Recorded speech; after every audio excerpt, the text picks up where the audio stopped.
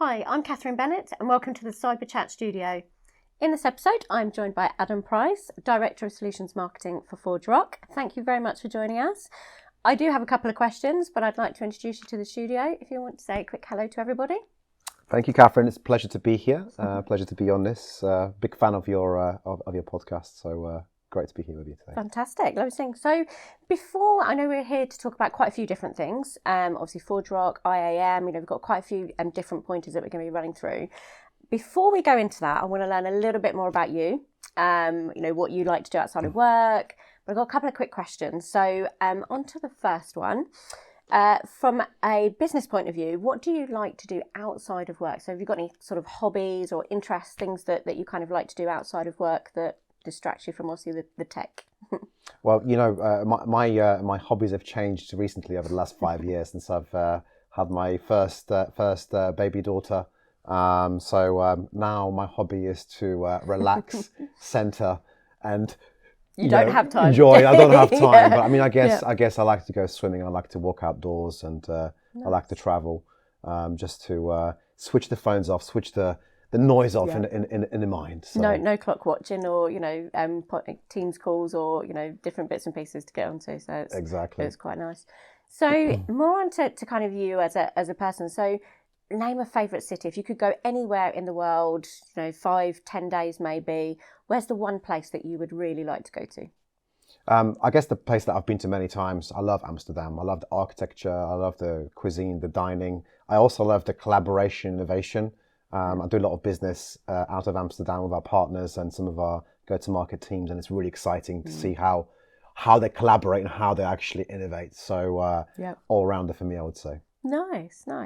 And I'm going to throw this in there. Food-wise, what's your kind of favourite food?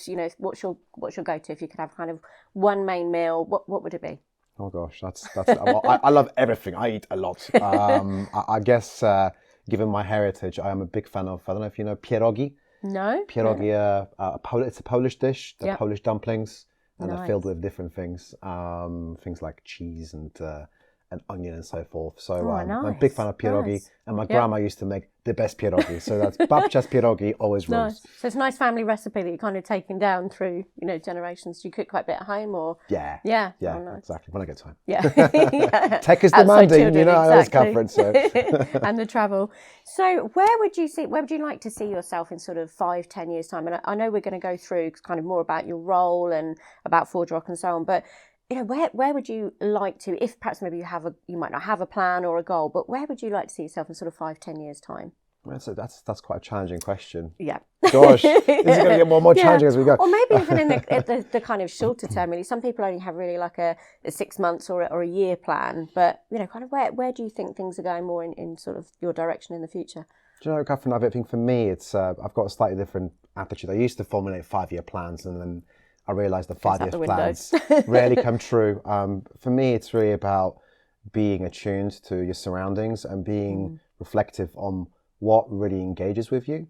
I've spent around 12 years in tech in a wide variety of different roles, and some roles resonated with me, some didn't. So it's really about understanding what really resonates and allows you to be in your element, as they say.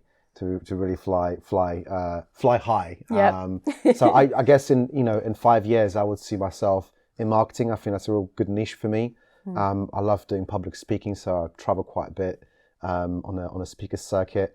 But I would like to publish my own book in a space of technology where I'm working, and be able to build a brand around that and be able to build thought leadership and engage people and inspire them to embrace that way of thinking as well. So definitely. I think sometimes I think it changes. Your goals kind of change. As you go through. Obviously, I think I'm a little bit older, but when you start off on your journey, it's kind of like I want to be a manager and I want to do this and I want to do that. And I think as you get kind of older, the experience, the tech, the industry kind of leads you more into that sort of creative role. You've learned a lot of things. Or I didn't quite like that. I did quite like that. And I'd kind of now, I think sometimes your perception changes of where you wanted to be rather than obviously where you were, say, I mean, if somebody asked me 5-10 years ago, where did you want to be completely different to now. But, from a marketing perspective, I think it gives you that edge then to kind of be more creative. And like you say, I might be reading your book in sort of 5-10 years time. Who knows? One hopes. I'll give you a preferential rate on that. Don't worry, Catherine. Yeah, no, I think that sounds a fantastic goal. So, in terms of your role with ForgeRock and obviously what you do, tell us a little bit about that, what that entails, and about the business, really. Sure. So I joined ForgeRock close to 3 years ago. I spent quite a lot of my time working for a Japanese conglomerate before joining ForgeRock. It just so happened that I had the opportunity of engaging with some of the ForgeRock people in my previous role, in my previous organization, and I was really just wowed by the product, by the ethos, by the vision, and I said, that's where I want to be, and I got my wish. Nice. Eventually, I made it into ForgeRock 6 months later, and since that time, I've been working in the marketing function. So I spend most of my time doing solution marketing, working with go-to-market teams, working with people in in sales pods, working with partners, working with some of our customers to understand their problems, and then very importantly, be able to take that technology and being able to apply it to their problems. And I think frequently I've seen in the tech space, a lot of vendors are really focused on features, capabilities. We've got new blue widget that's better than everybody else, and that's fantastic. But what problem are you going to solve? What ROI are you going to drive? Yeah. And so really that's where I see playing the biggest role. So I effectively help to translate the complex into quite simple business talk. Yeah. And that's really what kind of my audiences engage with. But a little bit about ForgeRock. ForgeRock's been around for 13 years. So we were founded in Norway. So we've got European heritage and roots. We subsequently moved our HQ to San Francisco. And we've been on a very, very rapid growth trajectory over that time. We now have around 900 people that we employ. We floated on the New York Stock Exchange last year. Like yourselves, we've been acquired by Thoma Bravo as well. We're going for that process right now. And really underpinning all that we do, the identity market is thriving in parallel. So we kind of really hit the niche. Our founders really saw a need before that need was clearly known. They hit on hit the nail on the head, so to speak. And we've been developing our capabilities to meet some of the most complex enterprise problems globally across all the major industries. So really exciting. And obviously now as we enter the Thoma Bravo umbrella, we are going through an evolution. So as you said there, in tech, things change very rapidly. It's exciting. If you kind of got your ears peeled to the ground, you can really have a lot of good opportunities, experiences. So definitely. And I think you have to believe in a technology. I think when you're working for an organization, it makes a big difference. When you believe in the technology and you think it's exciting and it's new and you're behind it, it makes such a big difference, doesn't it? And hopefully very exciting times for kind of ForgeRock moving forwards, and watch this space in terms of where it goes to. In terms of yourself now, I know this can be quite a tricky question as well, but a lot of people, how did you land in cybersecurity? A lot of people, I actually find it quite interesting. I've already been, I've always been interested in computers or tech or something along the way. Other people have sort of fallen into the industry. So how did you kind of evolve over time and land in cybersecurity? That's another interesting question. I'm fascinated to hear. So you know what? When I finished uni, my ambition was to be a diplomat.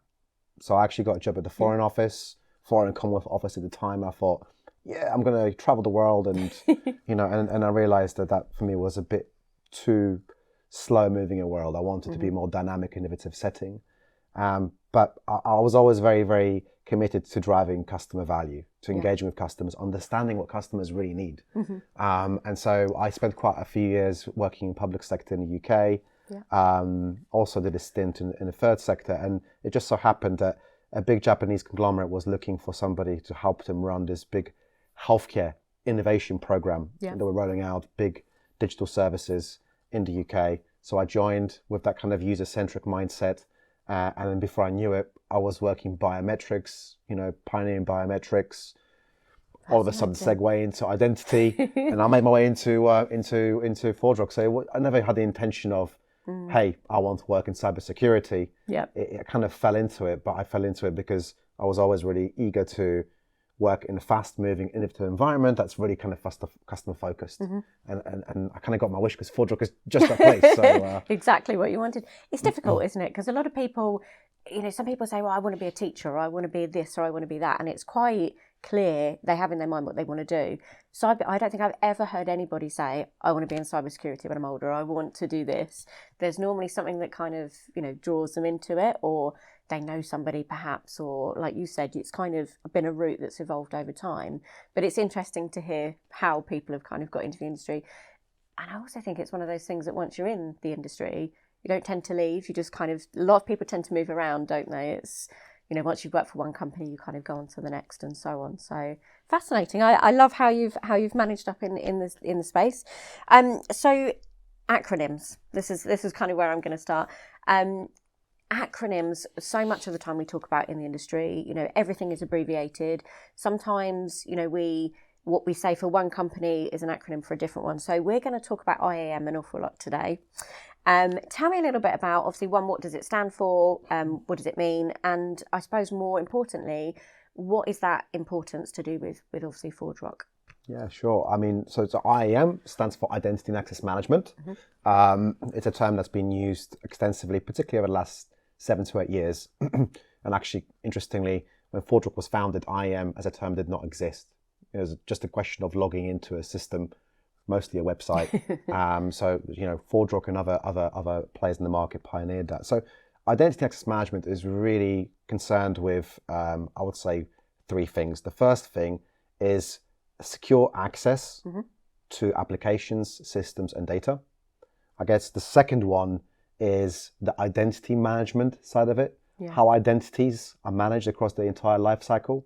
And I guess the third aspect is really concerned with identity governance. So identity governance is really about how you meet compliance, whether that's, across a consumer or workforce identity use case. And so if you take those 3 building blocks, you can then identify 3 use cases. The first one is the consumer IAM, so consumer identity and access management. And that's really to do with how consumers are interacting with digital services. So we know in the retail space, when you're buying your next pair of shoes or a jacket, for example, definitely you have to interact with that provider, and there's a whole IAM infrastructure behind that. So that's the kind of first thing, and that's by far the kind of, I would say, the biggest market right now. The second use case is workforce. So workforce is really concerned with how we as employees access systems, how we are provisioned into systems, into data, what entitlements and rights do we have, what can we view, what can't we view. And actually, that's something that historically has been, to a certain extent, neglected. So, our employers are not so concerned about how we experience those access journeys. They're concerned about security in most cases. But actually now there's a huge shift towards improving how workers log in, the experiences, the impact that it has on productivity, and also the security angle. And the third use case that is really critical is what we at ForgeRock called non-human identities. So that includes things like IoT devices. So for example, I've noticed you've got a smartwatch, if I'm correct. I have, yeah. You have a smartwatch, there we go. So that's an IoT device. That's got its own identity, and that identity has to be managed. So those 3 kind of use cases form identity and access management, and that's something that we at ForgeRock cater to. So we provide identities for all of those use cases across that entire life cycle. Brilliant. And I guess, from an IAM's perspective, how has that changed over the last 13 years? In terms of market space and size and so on, I know obviously it's grown quite a fair bit, but how has that changed sort of over the last sort of 13 years in terms of market space or capacity? Well, certainly, 10 years ago, IAM wasn't a thing. It was just about logging in. Particularly over the last 5 to 7 years, as the pace of digitization has increased, providers, whether they're in a consumer segment or a B2B segment, are looking for ways to differentiate through the digital experiences, right? So, when you're online, I bet you $1 that you're looking at what you're buying, you're looking at the price, but you're also looking at your experience. And if your experience is poor, then what do you do? Absolutely. Click off, go somewhere else. There we go. That's exactly it. I mean, fundamentally, IAM is concerned with managing access, but also ensuring that the end user has a smooth, seamless experience. Now, I frequently refer to this as a kind of a seamless, secure, and scalable experience, because scalability is also an important angle here. Yeah. We work with some of the very, very big retailers the world over. I can't name some of the labels, but really, really big home improvement brands and retail and fashion brands. And they're concerned with one thing, Black Friday. Yeah. They need to cater to millions of people concurrently accessing their service.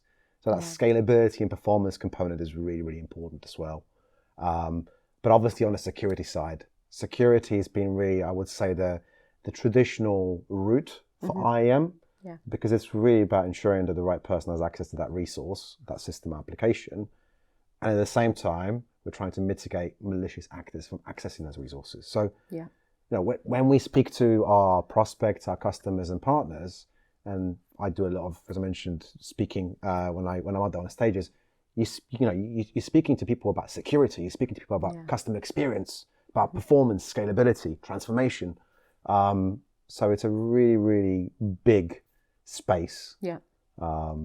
I'm not sure if I answered your question fully. I know you said something about market size as well. So. Yeah, I think that's the thing, isn't it? We've with everything, with IoT, with IAM, with all of these things, they've grown exponentially. And end users, work from home, all of these different user experiences have kind of catapulted us into a new way of thinking, a new way of kind of growing, I guess. Before we go into a couple more, I'm going to do something quite quirky here. Before we go into some other questions, we've got some other areas around, problems, the outcomes, some other areas of ForgeRock. But before I do that, not sure if you remember a TV program that had Room 101.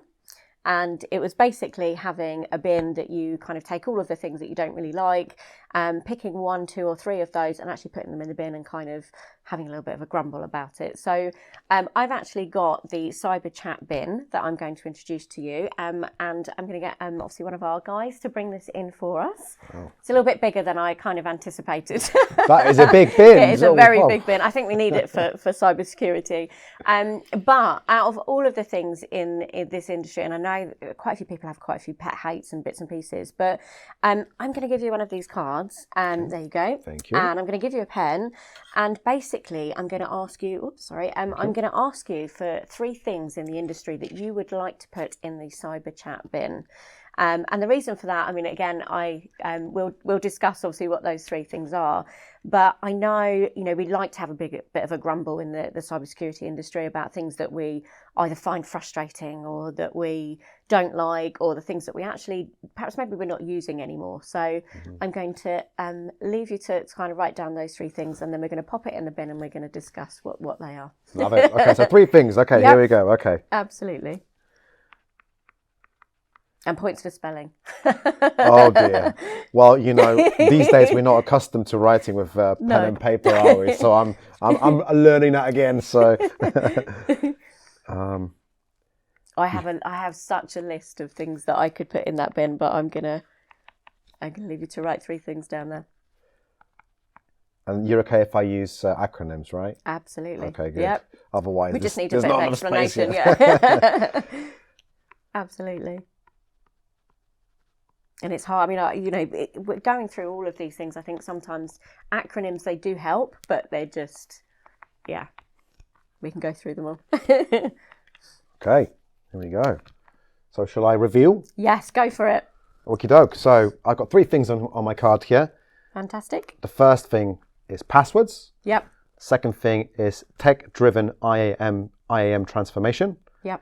And the third thing is static SCA, which I can explain all these things in turn. Definitely go for it. I definitely like the first one because that's a big frustration for me. So I will let you explain what those 3 things are. Sure. So passwords. I was in 2 minds as to whether I should put that down or not, because it's such a cliche thing. We talk about passwords all the time. Yeah. And we all know they're bad. They have, they produce a bad experience for consumers. Definitely. They're really the front door to malicious parties who want to infiltrate your enterprise infrastructure. Yeah. And we're not seeming to make any progress. So every year I'm on a stage Add speaking about an extra passwords. digit or an extra number or something. Exactly, yeah. And I'm thinking, am I going to be on a stage next year talking about passwords and how we need to kill them?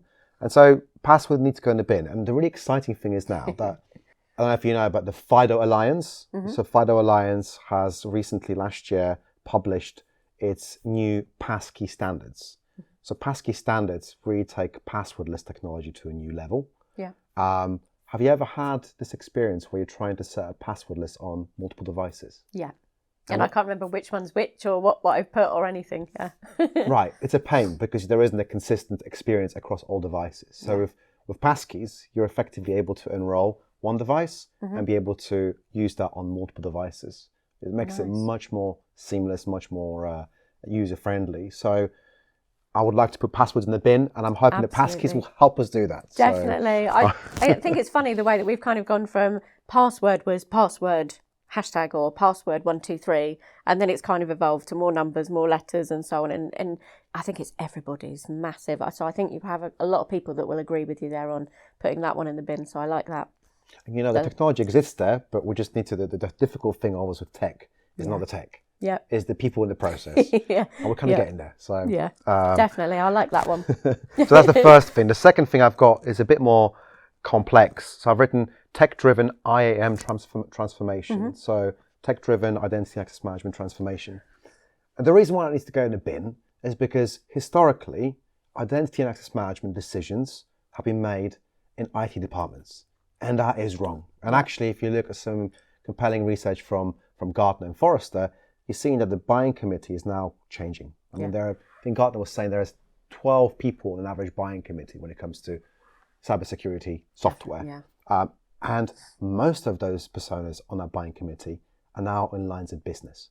They're trying to link business outcomes to their buying decisions. And so I would like to put tech-driven IAM transformation in the bin because that does not yield business outcomes and is not sustainable.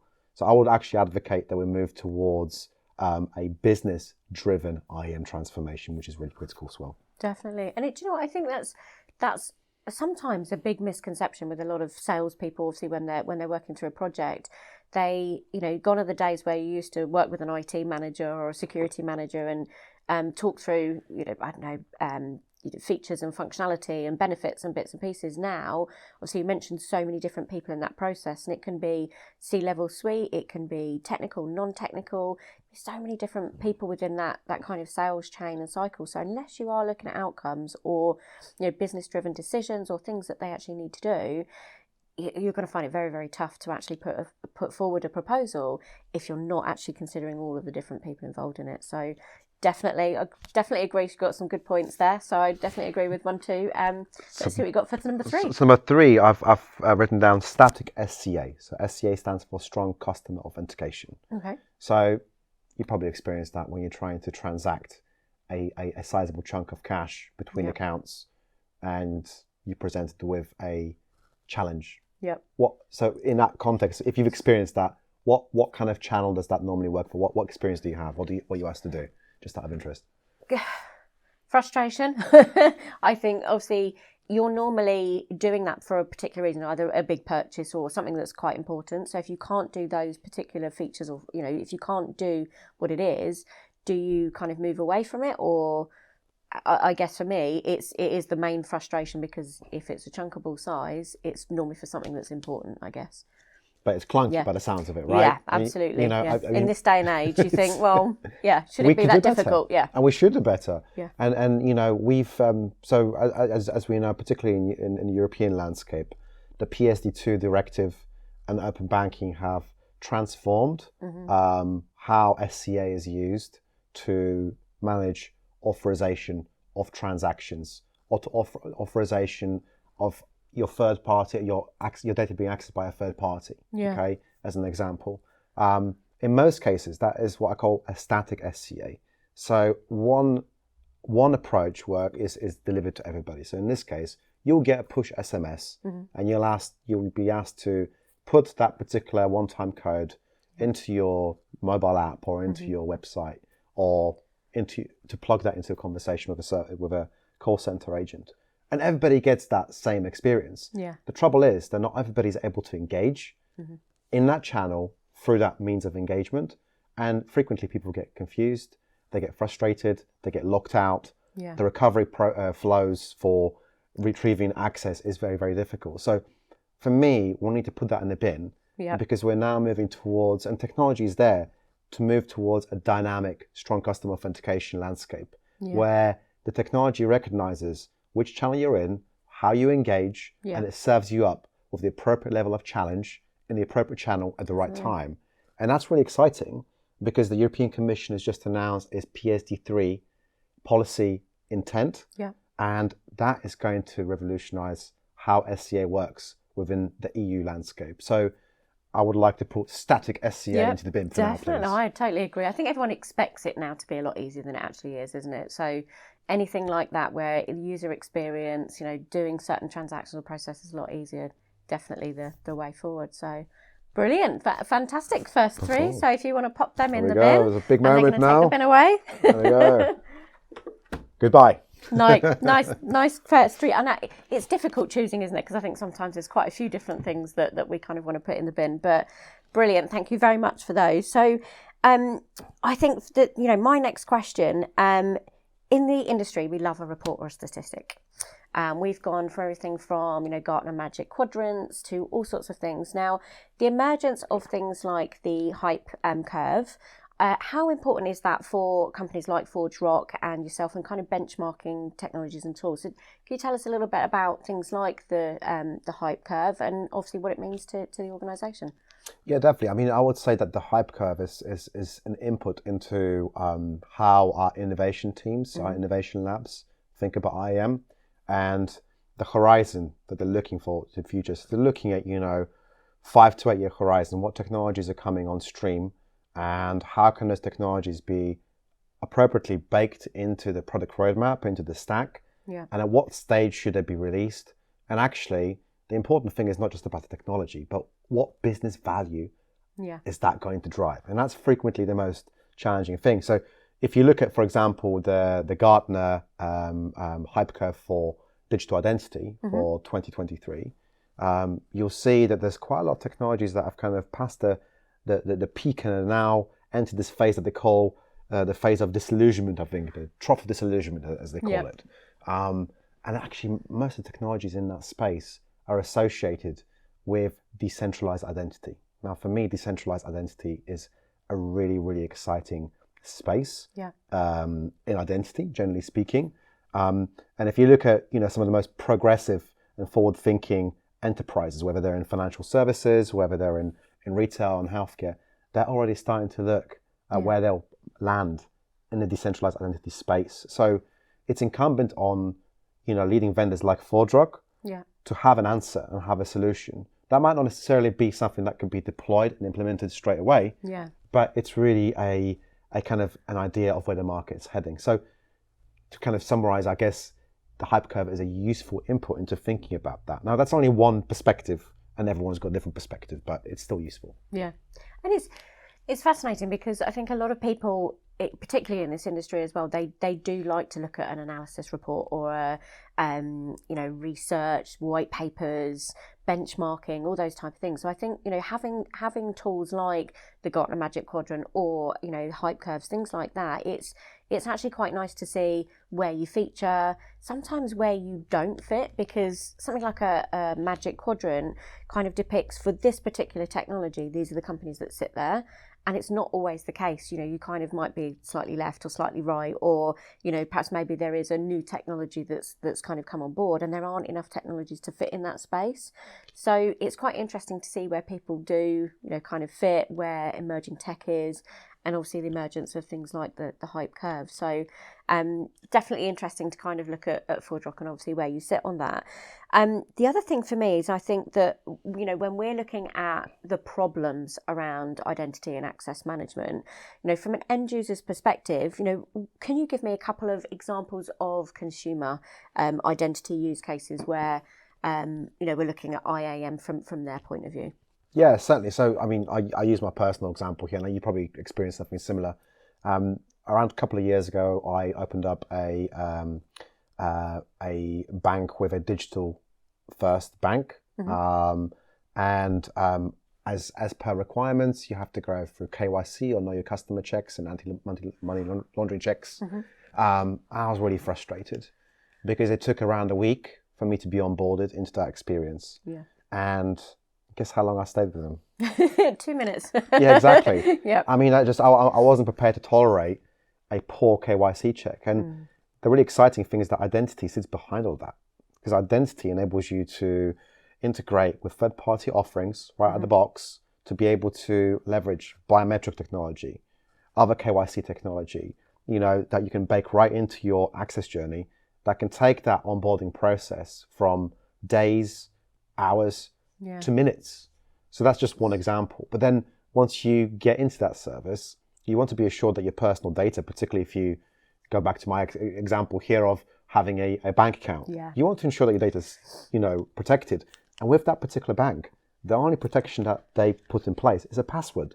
Now, that didn't make me feel very secure, particularly when I was managing my consulting account, and I was managing my cash flow. So that, again, put a doubt in my mind that actually this provider is not really taking security seriously. And then further beyond that, when I started integrating through open banking APIs, my other, accounting software that I was using to manage that account, so I could have a kind of a holistic single view of my finances, I wasn't given the appropriate controls to consent and revoke consent. And as we know, that's not just a question of meeting GDPR requirements.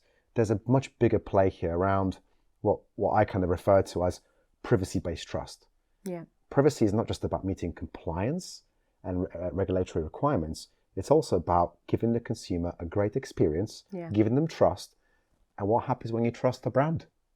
You stay with them and you buy more. It doesn't take a genius to work that out. So again, identity is a key enabler of all those kind of particular features. And then that's even before we come on to authorizing transactions or delegating certain parts of the account to family members, colleagues, and so forth. And I guess it puts it into perspective when you're looking at, if an organisation tends to put a monetary figure on, new business or the loss of business, that's when IAM kind of is a little bit more powerful, because if they're looking at, how many people have had that poor user experience and we're not retaining customers, what is the cost to a business? And, the importance of having, a key IAM solution in play to kind of grow it, to obviously, I guess, have more customers day by day stay with them. So it's obviously a very invalid point. So how does that differ from kind of workforce identity use cases as opposed to kind of individuals?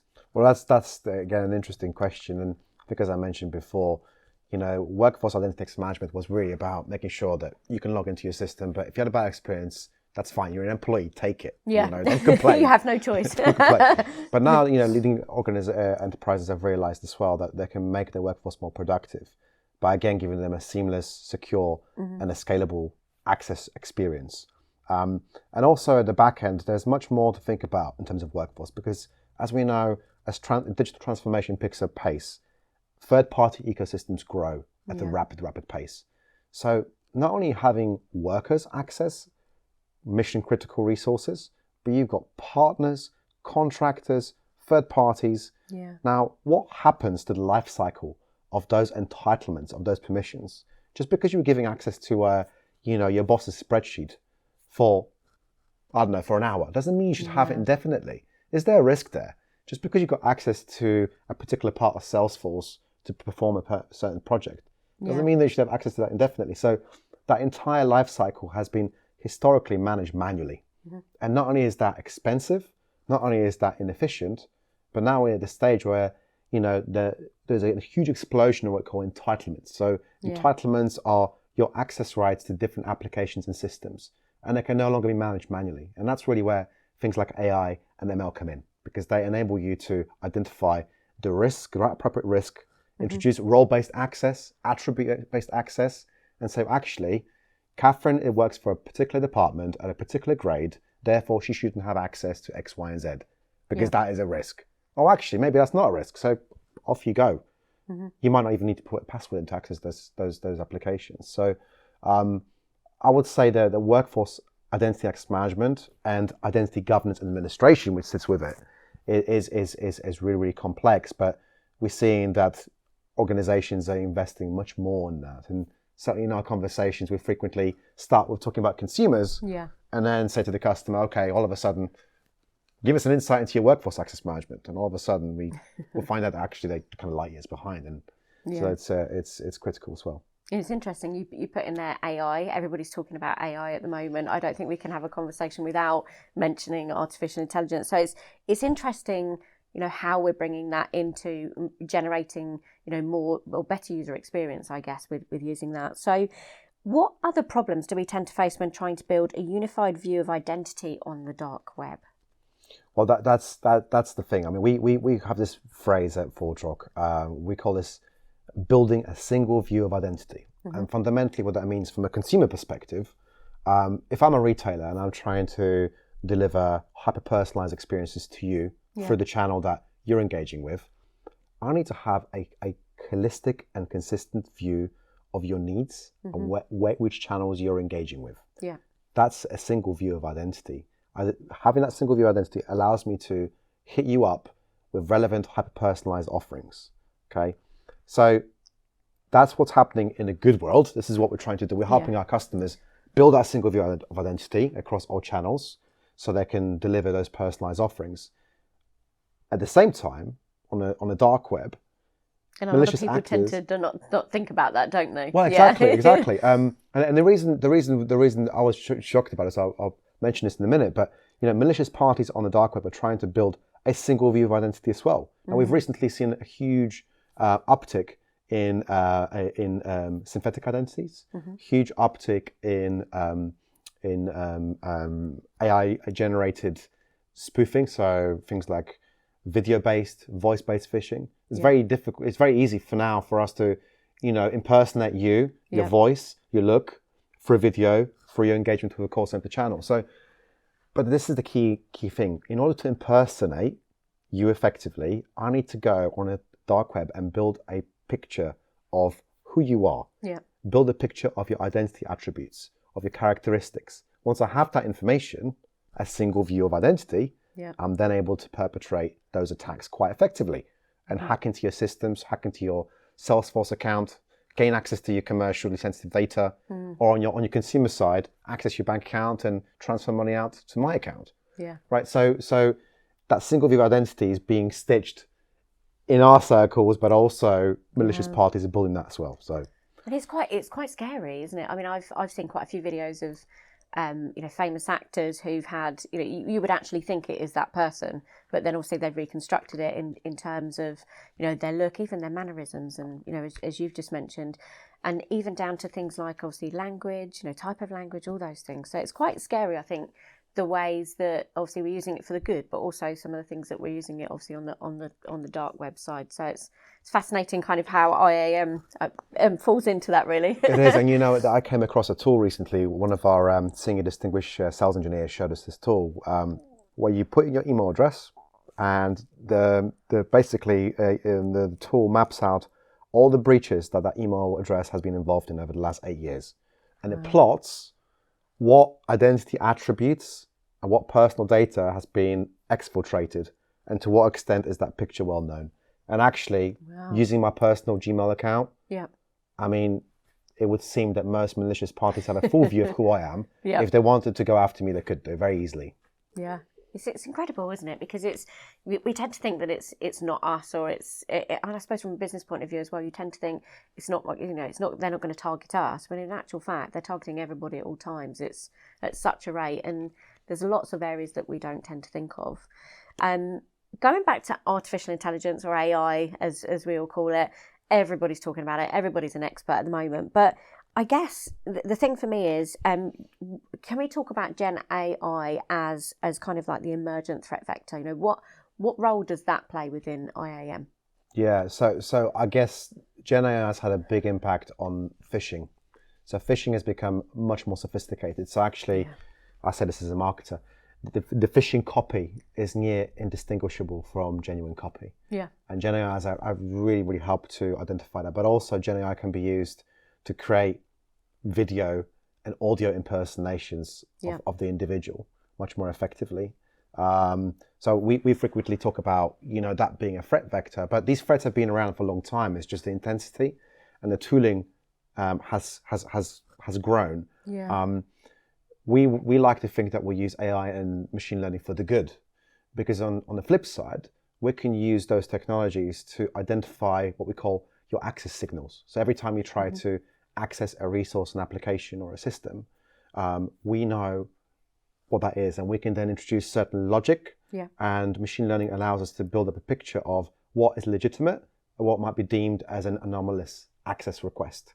Yeah. And then we can then introduce the appropriate measures and safeguards to say, well, actually, the risk here is medium. So maybe we're going to introduce dynamic, strong customer authentication through Catherine's, preferred choice of engagement to protect you.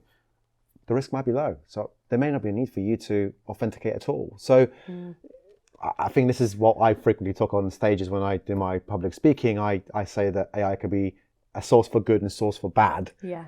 And it's just how we use it. Absolutely. I think right now the focus is on Gen AI, but actually, how is Gen AI being used to do what's been done for a very long time? I mean, the game hasn't changed. Yeah. So it's funny, isn't it? Because I suppose, you mentioned about the internet. A lot of people saw it as, it's the great thing. It is a wonderful resource. But then on the other flip side of it, there are quite a few things that you think, it has ruined quite a few things. Obviously the internet, and then you've got the dark web and so on. And there are so many misconceptions with regards to the kind of artificial intelligence. Some people are saying, I think it's fantastic, and university students can use ChatGPT to write their assignments now, and there's so many things that you can use it for. Social engineering, lots of different things that obviously we can use it for. But I think from an artificial intelligence side, when it's on the dark side, that I think is where it needs to either have some kind of control, or you're going to be seeing a lot of the downsides to it. So I think artificial intelligence in its whole entity is going to be great things for a number of different technology companies and the way that things are progressing. So fascinating to see where it's kind of gone to. So last little kind of bits and pieces here from a ForgeRock's perspective. I'd like to talk about, we've talked about passwords, obviously AI-driven threat prevention. How does kind of ForgeRock move into that space when we're talking about securing customer data and simultaneous CX uplifts? That's a bit of a mouthful, but from a ForgeRock's perspective, what does that mean? Well, I mean, in the security space, we've had this age-old paradigm that customer experience is always being traded off against security. Yeah. And we'd like to think that the technology that we're able to bring into the market can simultaneously elevate both security and customer experience without compromise. So that's it's a very key focus for us. And as I mentioned, the way in which we do this is we leverage cutting edge technology to be able to identify risky access behaviors, but also once that access is granted, give consumers and workers and partners the ability to manage their identity within certain constraints. The other, I guess, thing to mention here is that, and this is when I joined ForgeRock, I made this presumption that the leading enterprises around the world, because they all talk about the cloud, that they're somehow in the cloud. But the reality is that leading enterprises tend to be globally dispersed. They tend to operate across multiple regulatory jurisdictions. And as such, many of them are actually still in self-managed settings. Yeah. And so the key challenge that they have is, yes, we want to move to the cloud, but we want to move to the cloud at our own pace. It needs to be a managed transition. And at the same time, as we manage that transition and we have deployments across multiple deployment settings, how do we manage security and risk? Yeah. And so IAM has to be able to respond to that. And again, that's something that we take quite a lot of pride in at ForgeRock, because we provide the ability for the customer to have a self-managed deployment, whether it's on-premise, public, private cloud, hybrid, or also consume that as a service with one kind of unifying capability set underneath that. So that's really important as well. But I come back to passwords as well. I mean, we need to we need to get rid of passwords, and I think it's a good job we put them in the bin. Yeah, we'll put them in the bin, exactly. They don't exist anymore. Exactly. And if you going back to the hype curve as well, if you look at the hype curve, in the future what will happen is we will not be authenticating at all into any applications, there'll be multiple things happening at the back end, which determine that you're Catherine and you're legitimate because you're typing in your name or you're doing something on your keyboard, a particular pattern, that you're accessing a particular service at a given time from a given IP. So all of that is going to become invisible in the future. Yeah. And that's really the future. So that's the longer term future. And security is baked into all that. It'd be interesting, won't it, to see where it kind of goes next. We've gone through so many evolutions, haven't we, of, identity and people logging in, passwords, as you say. So it'd be interesting to see what the next sort of stage is, both for ForgeRock and obviously for those. Right. So I guess obviously we've said about the next exciting stage of ForgeRock.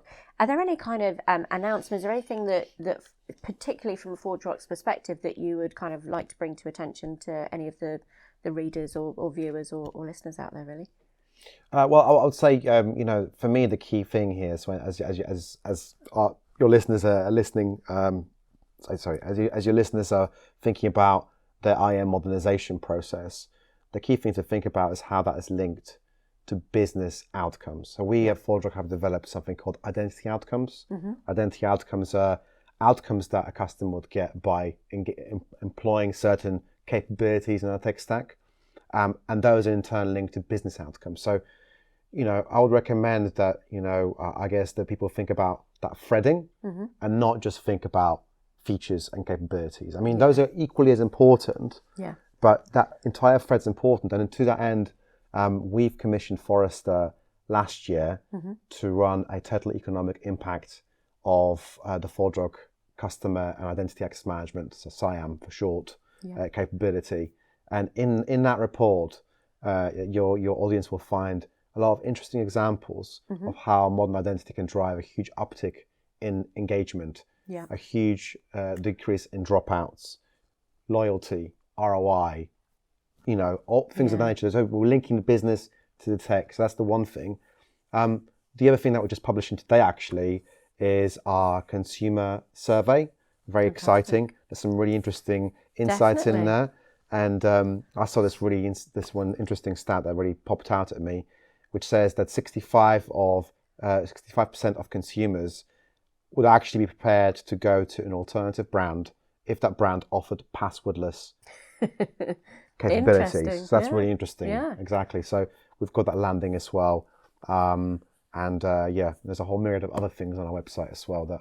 Fantastic. We'll include the links. But I think it is, going back to the point you made about outcomes, I think that's what a lot of people tend to forget about. They do look at technology features, functionalities, we do this greater than anybody else. And it's, when you actually boil it down to outcomes, you can actually create some really cool business use cases. And I think that's when, especially for salespeople, looking at why would somebody buy, why now, what's the advantage, what's the benefit, what's the ROI, all of those things. I think if you're looking at a particular business in the form of an outcome, that I think is really special, because not everybody looks at features and functionalities, not all of the obviously decision makers anyway. So brilliant, very exciting about obviously some of the assessments and bits and pieces that are coming out. So what are the key takeaways? What are the things that you would say to people in terms of either IAM or ForgeRock? What are the key takeaways that you think people should take away from this, really? So I think we one of the things is this concept of converged IAM. So converged IAM is an offering that is able to meet consumer, workforce, and partner problems in one platform. So we're seeing that a lot of enterprises out there have a patchwork of homegrown solutions, of point solutions. They're no longer able to keep up with the ever complex and evolving demands and use cases that are really out there. So converged IAM modernization is really important. So I would really recommend that some of your kind of listeners plug into that and have a little feel about that. I mean, certainly Absolutely. All the Gartner analysts and Forrester analysts are a useful starting point to think about what the options are there. Second thing I would just say is around passwords, right? The technology exists there now. Yeah. So building up the right change programs to be able to implement that, starting off small with user groups that are engaged and willing to participate in the process, and spreading that kind of benefit to wider group was useful, whether that's for consumer or workforce use cases. But I think the other thing as well on the security side is, continuous investment in kind of AI-driven threat prevention. And again, identity has a huge role to play in that, whether that's for a self-managed, hybrid, or a cloud deployment. So I think those would be the kind of 3 things I would recommend people to look at. Definitely. And it's, again, from my point of view, if, ForgeRock, fantastic technology. I'm excited to kind of see where it goes to next, and excited to kind of see how IAM kind of pans out in the future. Leaves me just to say, obviously, thank you so much for joining, Adam. It's been an absolute pleasure. I've learned an awful lot, not just around the kind of passwords piece and obviously putting some of those things in the bin, but from an IAM's perspective, it's kind of made me think about user experience a little bit more as well, and kind of how that market's been driven. So thank you so much for joining. Hope you'll join us again in the future. And it's been an absolute pleasure. Thank you again. Thank you, Catherine. It's been a pleasure. Brilliant. Thank you.